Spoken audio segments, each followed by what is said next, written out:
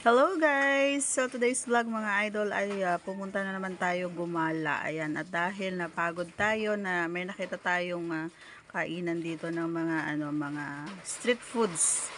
Ayan, as you can see guys, may mga ano sila dyan. May mga quick, banana Q, and etc.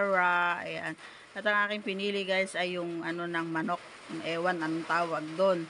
So, samahan niyo ako guys habang nag-i-snack ay kumuha na rin kayo ng snack niyo dyan. At syempre dahil bago pa lang kayo sa ating channel, huwag kalimutan subscribe at pindutin ang ating tiny notification bell para ma-update pag meron tayong mga new upload videos. And of course, ayan, nakapamili na nga tayo ng ating meriendahin mga idol. Ayan, kain muna tayo dahil napagod sa paggagala. Alright, so kain muna tayo. Ano yan ang manok? Yung ang tawag dito? Ewan? Hindi ko alam pangalan.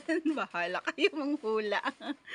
Alright, diba? So, hindi masyadong nakikita yung nasa likuran ko guys. Actually, nasa tabing dagat ako niyan.